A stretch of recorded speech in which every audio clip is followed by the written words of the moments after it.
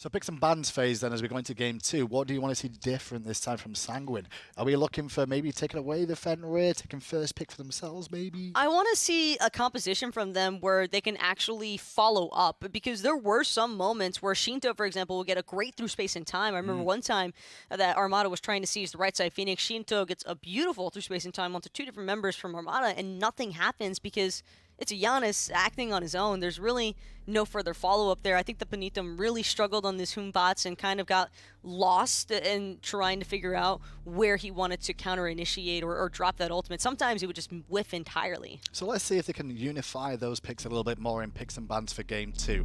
Let's find out though what happens first. It's going to be Armada with the first pick once again. Sanguine will take the second option. And the difference is, will the bans change? Because obviously Fenrir got through last time and definitely made an impact there. So did Bacchus, but not the same sort of way. Sanguine put a lot of emphasis towards the duo lane matchups, I think, and some solo hybrid choices, because taking away the Ratatosker and Bellona, I mean, those are 2 really interesting choices. They felt very Baskin specific to try and maybe look to shut him down from early game snowball, but I don't think you can really do that though, can you? Let's be honest, it's Baskin. Really, no. We've seen him in the solo for so long before he's come back to it now. People tried to ban him before and he's like, okay, I'll just pick a different warrior. It's not really much of a problem. And Baskin was also very teamfight oriented on the Guan Yu. He was. Rushed had the 40% cooldown reduction, and we were even talking about it throughout that match. It just felt like he was unkillable, and like his mana bar never went down. He just had so much MP5 regen. Yeah, the MP5 regen, keep healing up. All jobs are good. And Freya, Jibalonke, King Arthur, and Naja will be the bans. So Armada once again will go back to the Fenrir. So clearly, Sanguine didn't really see that as the big issue. Really buckling down on that Shibalanke Freya, I guess just fearing that Snoopy would have a little bit too much control and burst potential with either of those gods. Jing, though. There's no Bacchus pickup here though, which is almost threatening in a sense, because what's to prevent Armada from just picking up a Bacchus and flex picking the Fenrir? It's a very good point indeed. What will happen with that Fenrir now? Will it go to the jungle? Will it go solo? Or will it stay in the support role? We'll find out if the Bacchus does get drafted. Jingwei taken away from Snoopy as well is the next thing that Sanguine have looked to do here. But immediately Snoopy looks like he's going to take the Cernunnos. The next one on the list, I think it's Cernunnos then Medusa, right? These feel like the top sort of ones at the moment in terms of the hunter role. I think that there's still some flexibility for Apollo to work his way into the mix. He's got a lot of level 1 pressure. I like Shibalanke right now. I think that it won't be that much longer, I don't think, until I start seeing him some more. You called Artemis last year. If you call an Apollo now, we'll see if you're 2 for 2. Hera will be picked up for Armada, someone that we've seen, well, glimpses of throughout the past few months, but because not too much competitive play, we get to see a little bit more of it now heading into Season 6. I like this Jingwei Bacchus combination, though, for the duo lane. I think that Draco Marino, or excuse me, not Draco Marino, it's just a little bit of the EU SML slipping over from earlier. I know. Well, I mean, they're Hispanics. Okay. Sometimes we confuse each other. Gotcha. I can't say that because that would be sound terrible. Like, I can't do that. But you can.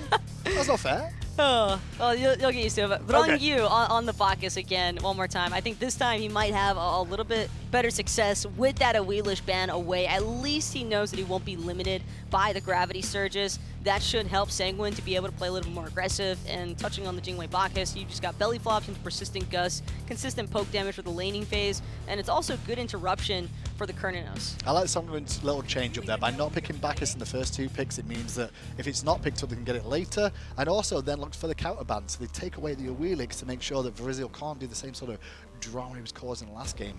And then go for the Bellona for Jarcorrr in the solo lane here, not the Vamana this game. This makes sense. Jarcorrr has always wanted to be an incredibly aggressive player. I think that we saw that a lot with the Vamana even last game. Although, one thing that did tilt the hell out of me was watching him around the Fire Giant pit. In the pools, he just kept toggling in. He was doing like a third of his health bar from the Fire Giant ring alone, and it's like, you're not doing yourself any favors. It's just a little bit questionable here, but I like the Bellona because it's just another team fighting aspect to introduce with the Eagles rally, and I think that's one thing Sanguine definitely wanted to work on after that Game 1 performance. I don't think we saw anything of their team fighting synergy like what we know this team is capable of. But this combo they put together here looks like it's got a lot more synergy now for Sanguine, especially with the Serqet added at the end here. How are we feeling? Is it 2-0 Armada, or do we get the game 3? It's hard to root against Armada, I'll put it that way, but this is definitely a much better looking draft from Sanguine. Well, let's get it over to Tom and Ryan for game 2. Armada acted like animals in game number 1, and they're going to follow up here with a Bastet selection. Scream, he's just playing his greatest hits here. This is definitely the Scream showcase, right? A Willish into Bastet, but well, it's funny because so Scream is a younger player. He's still in high school, and the transition to the way the league was working didn't really allow Scream to really play in the pro league. Some of these other players have had the option and they chose to go down to the minor league, but Scream didn't really have that choice. So I like to think that everybody's just kind of placating Scream here and going, well, you couldn't do it, buddy, so just carry us to victory. You get to play whatever you want. You get to beat up on some of these other unsuspecting players. And Scream's like, okay, give me Bastet. It's just something I bring. It's kind of cute that you think that anyone could tell to Scream not to play Bastet or anything that he wants to play and have that work out for them. That's just something he brings, you know?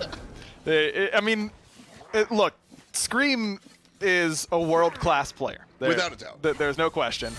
And so, regardless of who he's up against, he can make just about any pick look good, and I think Bastet certainly included in that. I really do like Armada's comp this time around. I think they've got plenty of CC. They've got good AoE damage. I think Hera is just a really strong pick in general right now, so anytime it's on there, you got to feel pretty good about it. But Scream getting awfully low in the mid lane nearly ended up dying there to Panitom, who didn't even use the blink, but it did cost Scream his beads. What I was going to go into was at the same time, I think that Sanguine's composition is really good. I love the Serqet pick into Baskin's Hercules. Yep. Shut down that healing very easily. You'd be very disruptive, and even right here, Scream didn't see him. Yeah, there's an easy blink. Scream's dead to rights. That's an easy first blood for Sanguine. Great patience by Panitom. That's not the way I would have played it, and I would have played it much worse than that. Very, very, patience is the word that you've already used. A great descriptor, though, for the way Serqet plays that one. Nice blink over the wall, and it's effective. That's a character that only brings damage, and when you talk about characters that only bring damage, they are, in general, limited. Because if you do fall behind, et cetera, et cetera, et cetera. But with that said, I really like Bastet if you are going to go in that direction. First of all, her scaling is absurdly high, and so Transcendence is a fantastic item these days. You can buy it and just have a lot of power. Also, a lot of characters on Sanguine's side get away really easily. Panitom, Sheento, and Netrioid specifically are these gods that are going to be able to wiggle out with 1 HP. Well, if you got Razor Claws on you, you're going to die while you wiggle out with 1 HP. So I've always liked Bastet specifically into Giannis because he's so slippery, but I apply that to all generally slippery characters where if my main source of damage is a giant dot, being slippery doesn't really help you as much as it does in other situations. And Serqet certainly fits that bill, and so can Jing Wei, so it definitely can work out. I'm a little concerned, though, for Sanguine's duo lane because another interesting relic selection, but Baskin in some trouble on this right-hand side. Cobra's Kiss is enough to secure Jarcorrr the kill, and that's a great spot for Panitom to head over to because Baskin was already starting to get a pretty good, decent lead on that side of the map. But this early Sunder, I don't know. I don't think you need Sunder this early in the game up against an assassin support who's not going to get particularly tanky early on. I think going Sunder level 12 would have been really, really strong. Don't love it at level 1. It makes the horrific emblem for Geno that much better. Got to agree there. Nice knock-up. Snoopy knocked up. There's another one to follow up as Ronngyu shows. What a big rotation from Armada. This could take not just 1, but 2 players if played correctly. Meerkat drops the Argus, and we'll just pick up the carry. Ronngyu sitting underneath the tower. Panitom here to annoy Argus and just pick up the purple buff. Panitom has had a very different game than game number 1, and I think, of course, it has something to do with the character choice. You're not really going to do anything before level 5 on the monkey, whereas on Serqet, a little bit more obviously active. But I mean, maybe that's what they need. Just get off to a running start, because a lot of things that I saw from Panitom in game number 1 were good. It was just almost there. Now, a kill, a little bit of a jungle lead, Ryan. I would like to see the Serqet just make plays. Yeah, I agree. I think that the Serqet is a really strong selection here for a couple different reasons. Scream wants to get in and out. Serqet can stop a lot of that in and out pretty easily. And of course, the matchup up against that Hercules is Jarcorrr able to strip away those back harpies and keep Scream behind the 8-ball. Panitom's already sitting at level 5, whereas Scream only at level 4. Same could be said for keeping himself above Baskin, level 6, level 5. on that solo side. And what I was going to say was I love this Hercules selection for Baskin because Hercules, to me, it's the Omega god, you know? Okay. It's the god that just says, Yeah. deal with me. Do it. And you can. Do it. And that's how it's going to be. Do it. And Baskin, I mean, definitely had that quality whenever he was in the solo lane, that come and get it if you really want to, but you don't. And I think that Hercules really fits that play style really, really well. But Hercules is also a character that once he falls behind, can't have trouble clawing his way back in. So Panitom's early gank, really, really strong. But it can't be the only one. He needs to go back. He needs to set up right now, especially when Baskin doesn't have any boots. He's got no mobility in comparison to the very quick Serqet with her Talaria. And that's the thing is, normally I am not on your train of thought, but the fact that you're playing the Serqet enables you to gank the Hercules. Normally I want nothing to do with ganking Hercules, but if you have a way to shut off that heal, it's absolutely your job. Jarcorrr here on the Bellona. You know, Tully was talking about Bellona the other day. He was saying, you know, she's kind of fallen out of favor a little bit here and there, but her power level is still really strong. And at the end of the day, I think what people really forget about a lot with Bellona as they focus on other aspects, beautiful leash, by the way, by Panitom there. That was really high-level technique. 50 prots in her ult. Like, just a big circle of you can't walk here. People forget about that. And got a buff fairly recently to do more damage at the early ranks, so you definitely want to leverage that where you can. Neither solo laner actually going for boots. Said it's the Berserker shield for Jarcorrr on this Bellona. And I agree. I think Bellona is probably slightly undervalued. I don't think she's a must pick all the time. And I'm not even sure that I love it into this particular composition. But I think in compositions where you are a little bit physical heavy, getting that extra physical power on Eagle's Rally is really helpful. Obviously against auto attacker, she's still a great selection. And she can just she can stalemate a lane really well or pressure a lane pretty well. Her ability to either level the bludgeon or the scourge, depending on her lane matchup, makes her pretty versatile. She, yeah, versatile is a good application for sure. Good word for sure. Meerkat on the Hera, another character newer to Smite if you haven't watched since Season 5. Anti-dive character. Big old dive coming out here from Panitom. We asked for it, we receive it, but not in full. It's because Scream was lurking, and there's a ward by the blue buff that spotted that rotation. If Scream had got high around that rock, I think we would have seen a really excellent opportunity for a counter gank, but because Scream came low from speed buff directly, he walked right over the vision. Easy to spot out, easy to deal with. Armada here at their own red buff. Geno making sure. I love that. I love that. Geno playing goalie here, making sure that the opposition isn't going to be able to seep in and surprise him and his mid laner at that red buff. Also staying within the zone to make sure to get the farm. Another coup goes the way of Baskin, and it's actually pretty impactful here because if Meerkat, oh no, he doesn't need to stay out. I was going to say that the big thing about coup for me is as a mid laner, it means that I can buy more health potions and less mana potions in the early game pre-5 and make an impact that way. But impact on the Panitom here, no beads for him, but he's going to be able to get out. I can't say the same about Geno. Panitom actually goes in, but doesn't get punished for it. Geno's gone, but Panitom out of the fight. Sheento cleaning up Scream right there. 2 for none as Panitom gets just unbelievably lucky there. Just channeling the pond luck. Because, so he gets out, right? And he goes in ambush to jump away. And while he's invisible, a shot goes slightly to his right. If it hits him, he dies. Sheento could be next on the list as Argus can't do it because Jarcorrr kills Meerkat and despawns Argus at the perfect time.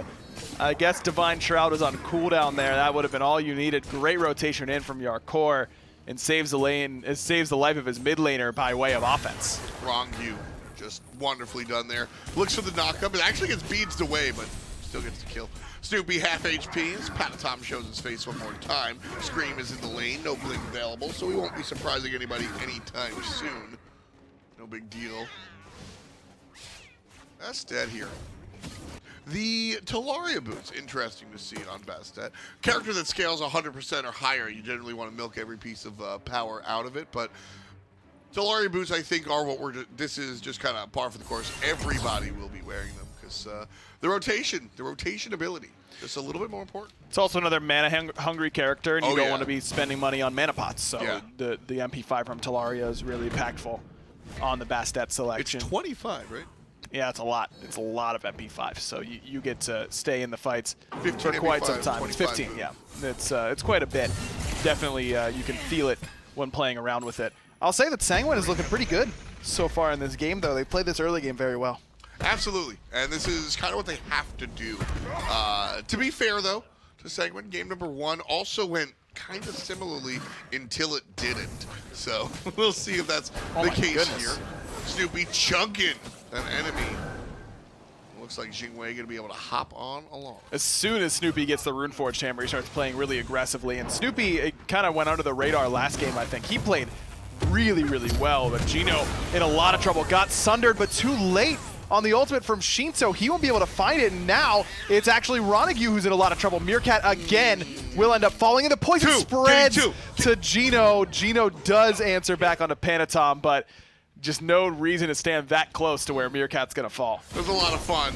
The Serqet getting 2 kills. Snoopy getting a kill of his own as he chases down the enemy mid laner. And yeah, you're right. The Runeforged certainly a really nice look. What happens is Cernunnos just sits in that chill stance, and he provides a consistent slow. What that does is it boosts up the Runeforged. Runeforged, of course, allowing you to deal extra damage to players that are hit by crowd control. Well, it just sort of works, folks. It works really, really well. And also he gets that extra 200 health, 55 power. Which is absurd, by the way. It's crazy. 15% extra damage as well, so you're hitting really hard because of the base power on the item, plus they're taking 15% more. And as I was saying, Snoopy played really, really well in the Jing last game. I think that he really changed the swing of the game with his backline dive onto Sheento without getting answered back on the Jing. Now he's playing the Cernunnos and really putting Netrioid behind the 8 ball yet again. Netrioid didn't have a particularly good game 1, and he's not played poorly at the start of game 2, but you can tell that Snoopy has the advantage in this lane. Well, Sanguine have the advantage in the game so far. A very small one, albeit. But 1,000 gold lead nonetheless, as we're about a dozen minutes in here. 7-4 read the kills. That too in Sanguine's favor. That said, experience all even. About half a level up for Ronngyu the Bacchus, but I think that's neither here nor there. So if you're Sanguine, where do you look to make the play? I'm looking at the jungler. I want Panitom to keep doing this. I think I'm looking at Sheento. Sheento has so much control and AoE damage in this composition that it'll be kind of difficult to beat him overall in that department. And I talked about it a lot in game 1, but when you have a 4 physical composition, you need that big damage mage. And I just don't know that Hera fits that bill as well as Vulcan does. I would agree with that one. Netrioid. Wow, that was a sick ult. That was a beautiful play right there. Understanding, there was a hard read on Netrioid. Snoopy understood exactly where Netrioid was going to land, pops the ultimate. Unfortunately for Snoopy and his fans, about 1 damage too short. Damage is certainly there against the Serqet, forced to run away with her Serqet tail between her legs. Ronngyu stuns the cats, but they'll tank the tower enough for Snoopy to get in there, and that will enable the dive. A little bit weirdly placed on the cats, but they get the job done. Ronngyu was marked by Bastet, which summons those. I like Argus actually tanking the tower here while Meerkat's backing. Well, Meerkat isn't backing, maybe it's not the best call. Hey, Netrioid has no beads, remember. Yeah, see you later, bud. Nice and easy. Should be gold. Players no, are they're backing. Players are backing. Guess they have a lot of gold in hand. Yeah, Meerkat finishes all the way to Spear of Desolation. Morningstar. Sheento is also a threat on the board. Ultimate available. Yeah, that's true. That's true. I think that with your ultimates down as well, it's a little bit too risky. But that was all of that in my mind is because Snoopy is able to just hold his ground on the left side, and it's just this player almost dead, this player almost dead, this player actually dead. Oh, Netrioid is back. He's dead again. I mean, it's this Cernunnos pick.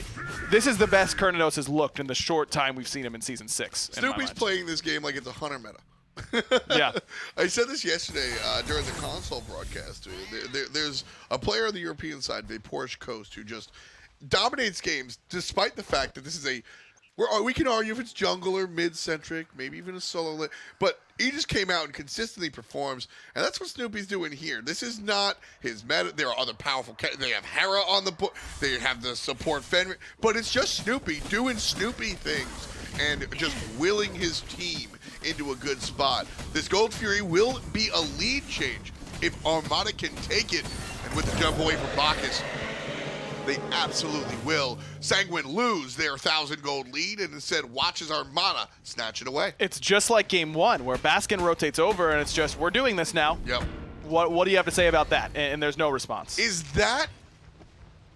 We got to talk about the intangible, the name power. Is that Sanguine just giving up giving it up to bigger names? I don't or is there think a so. reason that Sanguine don't jump in there? I think it's just really good identification of a power play by Armada. They know Netrioid's beads are still down. They know their ultimates are coming back up, and they're coming off a big power spike of a couple items like Executioner and Spear of Desolation. But here's my thing. I think the objective secure on Armada is abysmal. They don't have this giant mage. And meanwhile, when you look across the way, Bacchus and Raijin, Bacchus specifically, one of the better characters. Hello? Not to do that as he gets flip kicked behind the tower.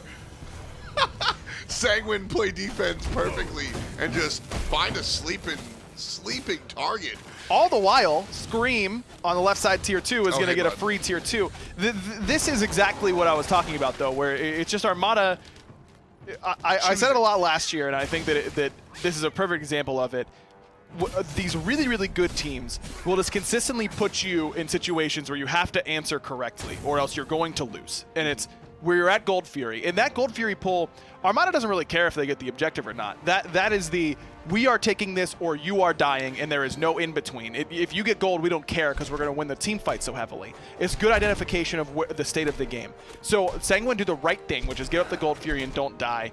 But then instead of just going towards Pyromancer, maybe baiting Armada into a 4v5, they kind of hang around mid lane, and Ronngyu just gets Baskined underneath the tier 1 tower, and Scream is still getting value on that left-hand side. And it's just the constant exertion of pressure by Armada is making Sanguine make some mistakes. That being said, they're only down 2-3K at this point, so they're still okay. Always be closing. Always be doing something, right? Know your ABCs. And Armada or Sanguine are pushing up and trying to kind of push on Armada's tier 1. Kind of looking at him. Looking, posing, doing nothing. Scream's doing something.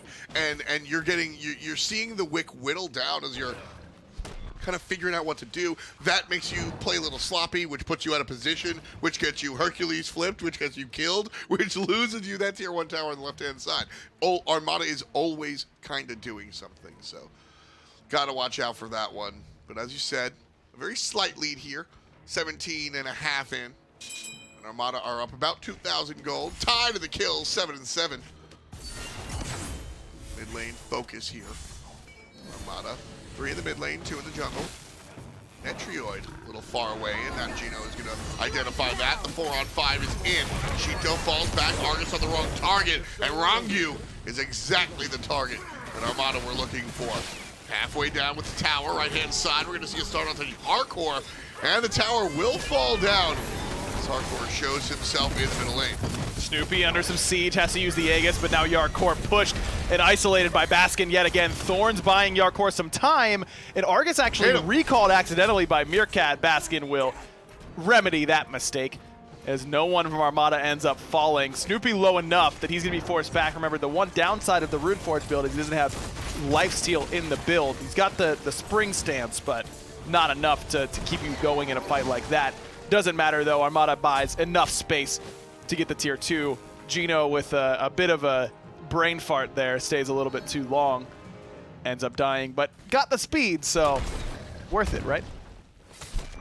Yes. It is not, by the way. It is. It is not. It is. It's just not. It's worth it. He's worth as much gold as the jungler. But mentally, Sure. now he's in his mind. In some ways. The head game.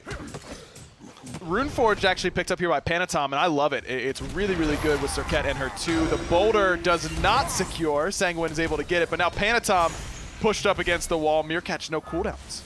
Panitom finds a way out. Still on the run. Meerkat trying to catch Polymorph off the mark. So it'll all be good. The slow also kind of not there. Panitom has a little bit of CC himself, but his teammates have crowd control as well. Just a ton of HP, 55 power again. Halfway down is the Fire Giant, Armada the culprit this time around. Jarcorrr thinks he's getting a flank, but he's getting spanked 25% Snoopy. on the big one. Snoopy dies. Sheento's here, and he gets the kill. Here comes Argus. Can Sanguine snatch it away? Oh. No! Armada secure it somehow. Sanguine need to win this team fight. Panitom immediately pushed up against the wall and beads and goes, sorry, man, didn't mean it. Ronngyu on the chase by himself. Baskin, another pluck, and puts him in a bad spot, but Geno also not in the best of positions. I think Snoopy lost over half his health to the Fire Giant in that spot. Was just standing there hitting Jarcorrr in that Ragnarok ultimate by Geno, but there was just a ton of Fire Giant damage going on to him, and he ended up getting bursted with some help from Sheento. Oh, Scream catches the opposition lazy backing. Panitom sits down for the second time this game. 4-2-2 for the jungle Serqet here. Scream continues his reign of terror. Booties, Jotuns, Transcendence, Beatstick, love it. That's a lot of damage. High power build for a high power character. As I said, multiple abilities that scale at 100% or more if you don't mind.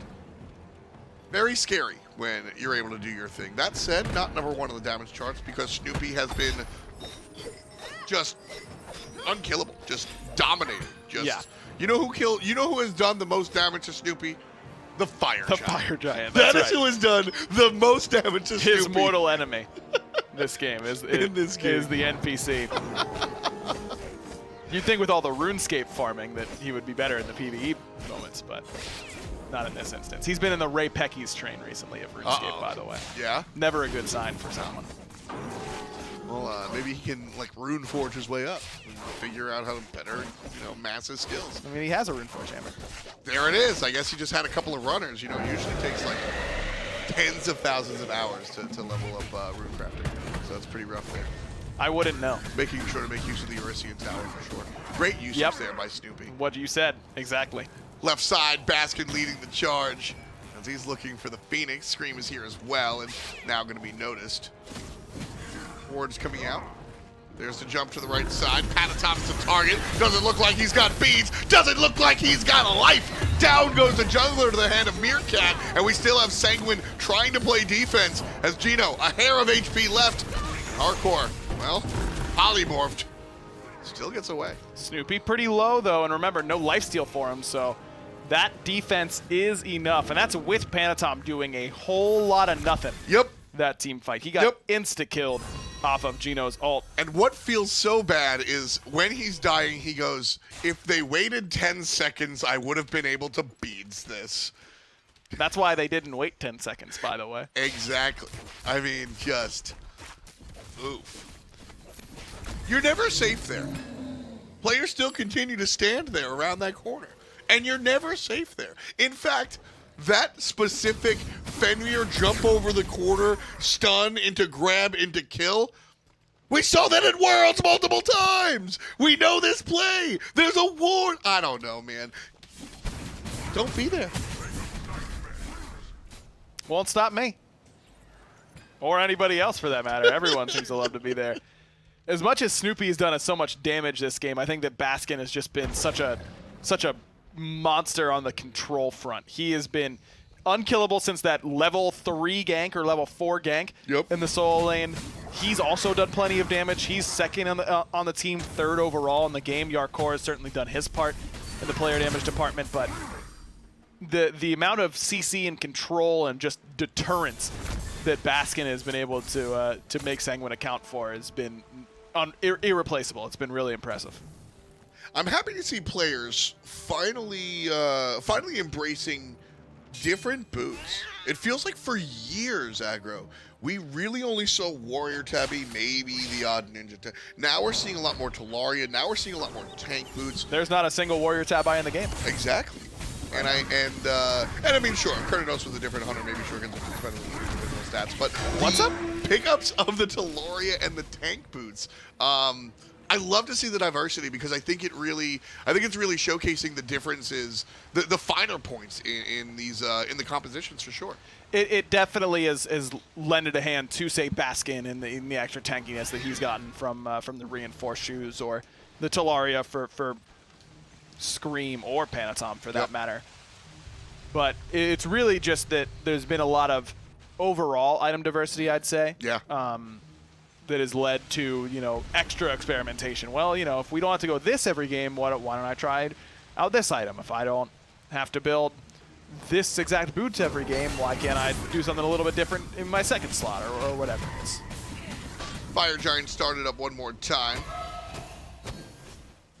Is that so? Does that work? It does. I Changes over at 25 minutes exactly. That's very interesting. I'll recap in just a moment as I speak to myself and nobody else. Gino in trouble here. Sanguine looking for the retreat. Sheento dashes away, and Screammmmm follow up. Immune. It doesn't matter. Meerkat follows up as Baskin pummels the Raijin. Meerkat still in a lot of trouble though. Panitom here now, last breath. Actually onto the wrong target. It's Screammmmm who gets hit, but it's still cleaned up onto Meerkat, but Screammmmm doing some cleaning of his own. Ronngyu falls to Gino as well as Netrioid on the run. Jarcorrr still trying to deal with a slippery little cat, but that Bastet won't be caught today. I would like to see Netrioid turn this around. Nice knockup, but it's not good enough. I really wanted to see him turn it around. I was kind of rooting for it. Love this. I love that Baskin has just kept Jarcorrr. Can he do it? Can he do it? Let out the 1 HP Snoopy get a mid-Phoenix. If this wave didn't spawn right there, little 10 HP Snoopy might have just been able to win the game because of what a great job. I mean, he's dead to a Scourge at that point. Right. But so Sanguine, or excuse me, Armada was doing a great job of keeping Jarcorrr out of the conversation, and with the Fire Nation of archers coming up that wave, Snoopy, I don't care if he has 10 HP or 10,000 HP, if there's no minion wave to stop all of those archers that he has to sit there and take care of them, he might just win that game with those archers and that Cernunnos build. But the fact that one minion wave spawns, Sanguine just has to thank the RNG gods because he hit that at the right moment to stop it. Well, now it's towards this enhanced Fire Giant, which, as we were mentioning earlier, it's not like the old rules of Season 5. Don't need to kill the Fire Giant for it to become enhanced. It's as soon as it hits 25 minutes, even if you're in the middle of killing it, it will change color and become enhanced. So I've got a proposed name for the new Fire Giant, by the way. I say we call him Hugh. Because he's got a Why, Aggro? Why would we call him Hugh? Because he has a nice purple pinkish hue to him. So why wouldn't you call him like purple pinkish? Well, because that's not an actual name. I mean, why don't you call him color? Purple, or tint, or shade, or tint. Because Hugh is an actual human name, Tom. So is Shade. No, it's not. You don't know enough cool people. Shade sounds like someone that Finch met at a Fall Out Boy concert. I know. Shade and Darkstar hang out all the time. I guess you're right. Sanguine trying to hang here. 27 in, down 6 kills, and a whole bunch of gold. The EFG on Armada's waists.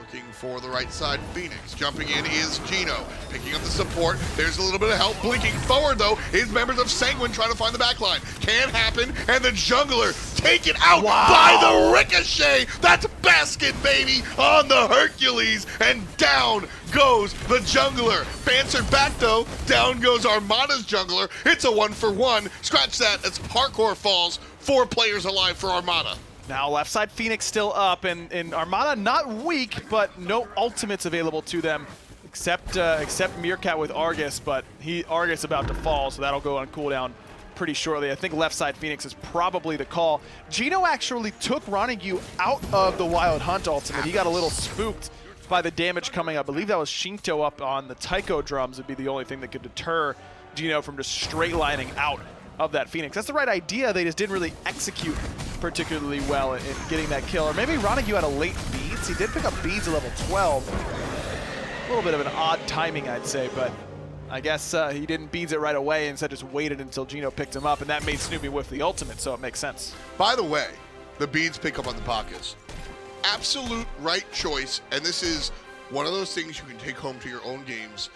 Specifically Bacchus. I mean, this is as old school as it gets. But when you see the support becomes the focal target, it's okay to buy beads, especially against this type of composition. I just wish he would have done it at level 1 like he did in game 1, because the early Sunder doesn't do a whole lot for you. Sunder's more valuable when there's more protections that you're chewing through and makes them easier to kill. So it just means that you're not, I mean, I guess it's because it's not protection shred, it's percent health, and then they take increased damage. So I guess it's not that big of a deal, but you just don't need as much extra help to kill people in the early game, whereas you could have used that beads from level 5 onwards. Yeah, I would for sure, you know, I'd say level 1 Sunder, maybe a blood.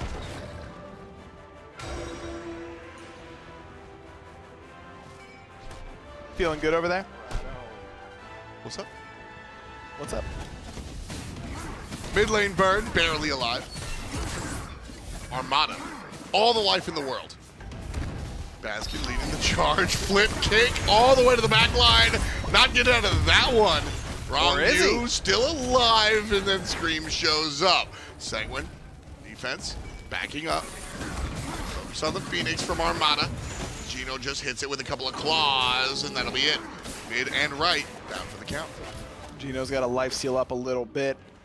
No Fire Giant, looks like right now. Oh, no, they still do have Fire Giant for a little bit longer on the siege. No minion wave here. Meerkat must have listened to game number 1. Buys the Spirit, or excuse me, Geno must have listened to game number 1. Spirit Robe before Lonos, just like you specifically had mentioned. Now, do you think that there is because there's two conversations here. There's a change. Why did that change happen? Either that change happened because it's a different circumstance, or do you think you just realized it was kind of a better approach?